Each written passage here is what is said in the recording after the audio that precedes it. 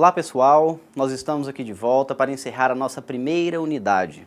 Meu nome vocês já conhecem, eu sou o professor Sumerli e nós estaremos juntos durante todo esse curso de Direito Administrativo. Recapitulando, vamos comigo até a lousa.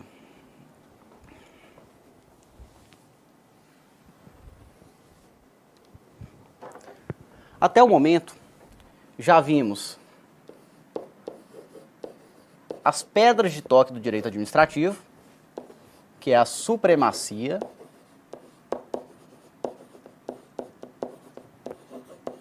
do interesse público,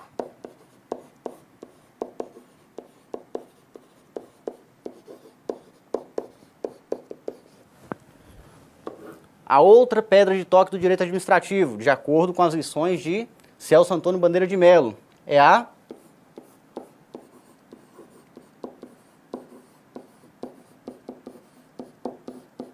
indisponibilidade do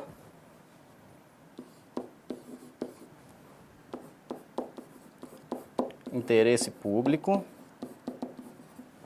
certo? São as duas pedras de toque do direito administrativo, como vimos, e já estudamos também os princípios previstos no artigo 37 da Constituição, que é representado, como eu disse, pela sigla LIMP, legalidade, impessoalidade, moralidade, publicidade e eficiência.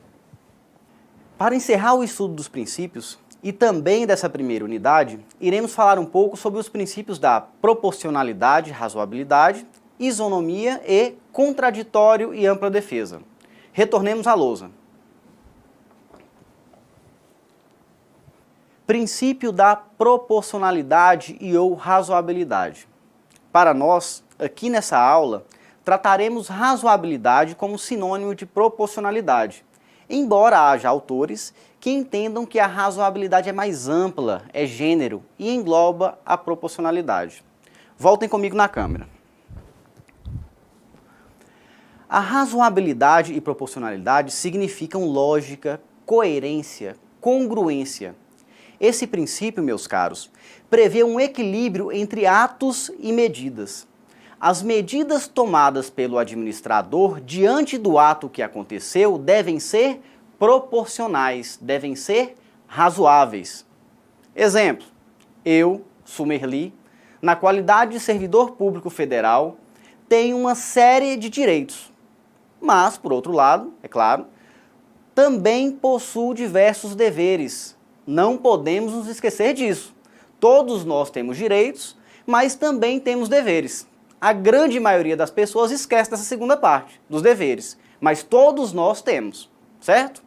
Então, dentre os meus deveres, assim como para todos os servidores federais, nós temos o dever de zelar pela economia do material e a conservação do patrimônio público. Essa previsão está na Lei 8.112, artigo 116, inciso 7º. Está lá. Todos os servidores federais devem zelar pela economia do material e a conservação do patrimônio público. Essa previsão, inclusive, está de acordo com o dever de eficiência da administração pública, que nós já estudamos no princípio da eficiência. Agora, imaginem que um belo dia, por distração, e dentro da repartição pública, eu dei um comando errado do meu computador e solicite a impressão desnecessária de 10.000 folhas de papel. O que eu fiz? O que eu fiz, senhores? Eu dei prejuízo para o erário, para a administração pública. Imprimi 10.000 folhas de papel de maneira desnecessária. Violei o dever de zelar pela economia do material e conservação do patrimônio público, conforme dizia a lei. Assim, eu não observei um dever meu previsto em lei. Logo, preciso ser punido, preciso ser sancionado. Imaginem que o meu chefe seja um desafeto meu, um sujeito que não gosta de mim. E ele vê nessa situação uma oportunidade de me sacanear. O que ele faz? Sumerli, rua, demissão. Aí, nessa situação, eu volto a perguntar para vocês. Isso é correto? Essa atitude é legal? Vejam, eu pratiquei uma infração e essa conduta precisa de punição. Isso não se discute. Agora, é proporcional, é razoável um servidor público ser demitido em razão dessa situação que eu acabei de explicar? É claro que sim? Não. Claro que não, gente. Presta atenção. Claro que não.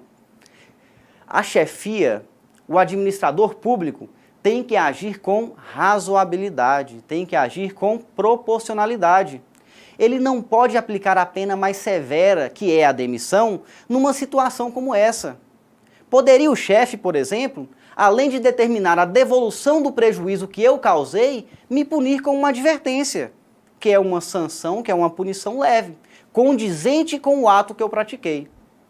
Portanto, resumindo, o administrador deve agir de maneira congruente, equilibrada, proporcional e razoável à situação ocorrida. Ok? Vamos à lousa. Próximos princípios reproduzidos na tela. Isonomia e contraditório e ampla defesa. Isonomia, pessoal, significa igualdade. A princípio, nós podemos interpretar esse princípio como o dever do administrador tratar todos de maneira igual. Só que a situação não é bem assim.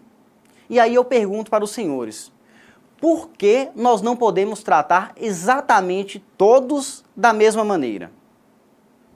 Resposta: porque as pessoas são desiguais. E tratar igualmente pessoas que são desiguais gera desigualdade. Vejam que incongruência. O princípio da igualdade gerando desigualdade. E é por isso que a ideia de isonomia ou igualdade precisa ser encarada na sua perspectiva material, que significa tratar os iguais de forma igual e os desiguais de forma desigual, na medida das suas desigualdades. Só para não perder o costume, exemplo, alguém aí que está do outro lado da tela já prestou algum concurso público para as carreiras militares? Quem já prestou? Alguém? Quem já prestou sabe que o edital para essas carreiras prevê exame físico diferenciado para homens e mulheres. Enquanto os homens têm que fazer, por exemplo, 40 flexões de braço, as mulheres precisam fazer, situação hipotética, 20 flexões de braço para não serem eliminadas. E aí eu pergunto de novo para os senhores, o que é isso? Isso, senhores, é um tratamento desigual entre homens e mulheres. Um tratamento justamente para manter a igualdade. Pois, embora homens e mulheres sejam iguais em direitos e obrigações, a estrutura física do corpo de um homem é diferente do corpo de uma mulher. Esse é o entendimento que prevalece nos tribunais. Ok? Para acabar, o princípio do contraditório e ampla defesa.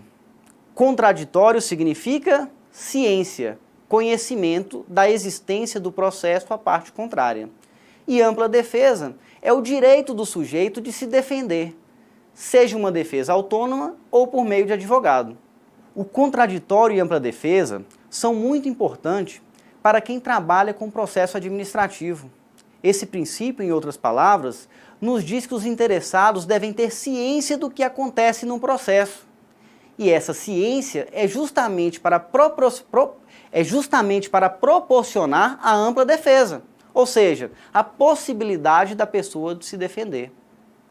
No exemplo que eu dei um prejuízo para a administração pública em razão da impressão das 10.000 folhas desnecessárias, a chefia, obrigatoriamente, tem que me notificar que eu estou sendo processado. E não apenas me notificar, ela deve me garantir o direito de defesa. Certo? Pois bem, pessoal, com isso encerramos a análise dos princípios e da nossa primeira unidade de trabalho. Eu gostaria de frisar, mais uma vez, a importância dos princípios da administração pública. Eles são a base de todo o direito administrativo. Ele nos ajuda a pensar de maneira lógica o direito administrativo. E foi por essa razão que nós resolvemos dedicar uma parte razoável do nosso estudo a esse tema. Não se esqueçam de que, ao final dessa primeira unidade, nós disponibilizaremos uma atividade avaliativa com base nesse conhecimento que foi construído ao longo dessas 4 videoaulas. Mais informações serão postadas no AVA, nosso ambiente virtual de aprendizagem. Ok? Eu deixo com vocês o meu abraço e agradeço pela companhia. Bons estudos e até a próxima unidade.